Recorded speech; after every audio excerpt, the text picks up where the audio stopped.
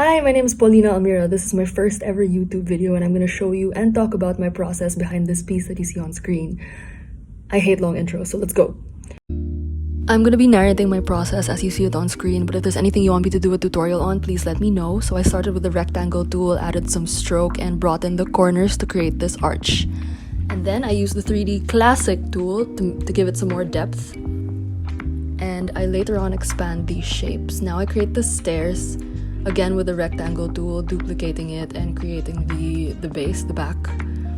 And again with the 3D tool. I'm not so concerned at this point with how correct per se the angles are.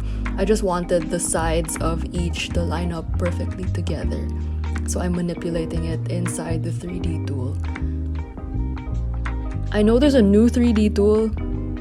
Illustrator released it with this version of this new update of Illustrator, but sometimes I still prefer the old classic tool because it allows you to expand the shapes more freely, a feature which is not readily available on the new 3D tool. So I find myself gravitating towards this one more often, if only because I can expand the shapes more easily.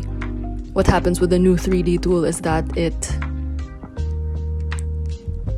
rasterizes the image, so you don't get to expand and fill in the shapes. Here, another staircase.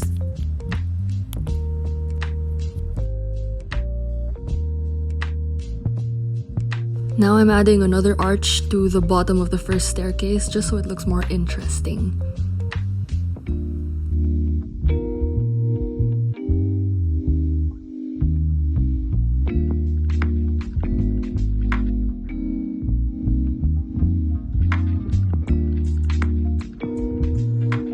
Now I'm creating the base for this structure. It's going to be a circle and I'm going to duplicate it so there's two. Again using the 3D tool, and I intend to expand all these shapes later. Oh well, that's what I'm doing now, expanding all the shapes.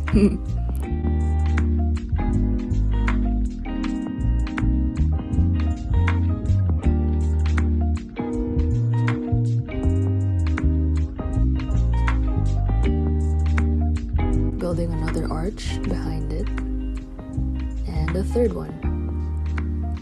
Now I'm putting a clip mask on the third one so the base doesn't peek through the hollow of the first and second one. Now I'm choosing colors for my gradient, making sure they look good as a whole before I put them into the gradient slider.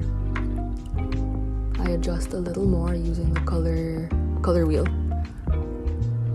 And I apply the colors to the arches, which are now expanded. Adding a darker blue to the back of the arches to give an illusion of it being behind because the shadow is darker. Applying the same gradient to the stairs and making the front slightly darker than the rest of it. Ooh, pink and blue. Simplifying the base of each base. The darker part of each base, because there are too many anchor points, and too many anchor points will slow down your file. So make sure you simplify when you can. Now coloring the inside of the stairs and the arches with a dark red and pink because they're shadows. And now I'm going to make an orb.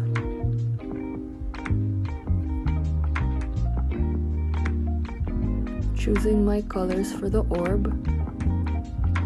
I wanted something a little warmer, something that resembles water. And now I play.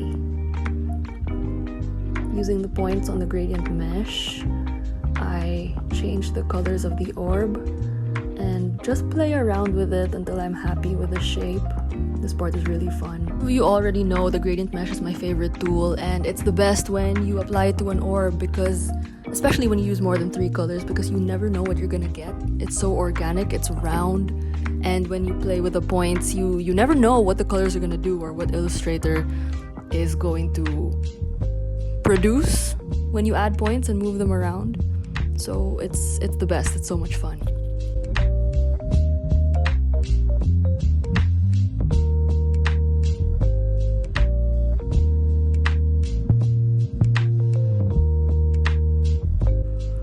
now I'm going to apply that orb to the base by creating a clip mask on each shape and inserting the orb into the clip mask. And I just adjust until I'm happy with the color placement and the position of the gradient.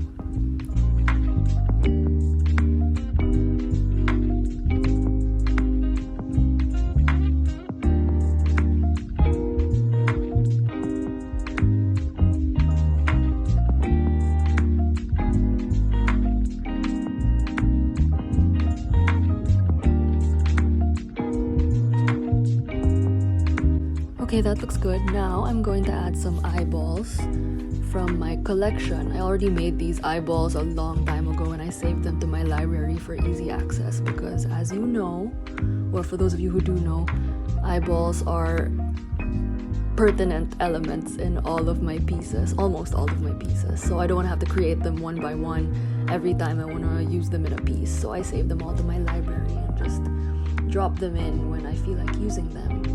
And now I want to create a base for the eyeballs to sit on, or something that, you know, is dripping from the eyeball, whatever it looks like to you. But it's gonna be goo. It's gonna be a viscous red substance, and for that I use the gradient mesh as usual, and I keep adding points to it until it mimics, you know, the shape of blood dripping down from the eyeball. I keep adding colors and points and adjusting them, manipulating them to turn into the shape that I'm looking for. It's a not very, because I'm used to it, but it's a pretty time-consuming process. It's enjoyable, but there's no but. I like it. It's just I have to do it so often. But it's fun. That didn't sound convincing, but I promise it's fun. Then I did the top, same process with the gradient mesh, and I took those two meshes and added them to the other two eyeballs.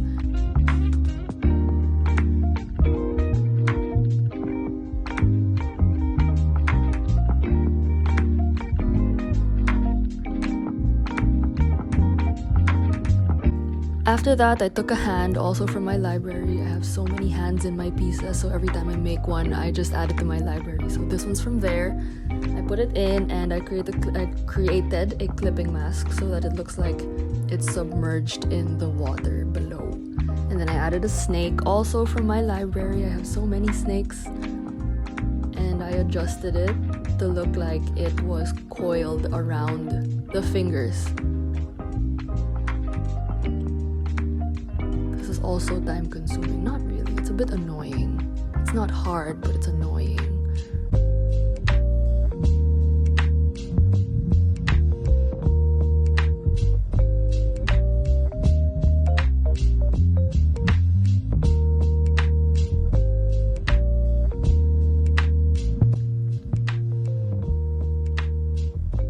And then when I was happy with that, I used the clipping mask to hide the parts of the snake that I didn't want to be seen, which were behind the fingers.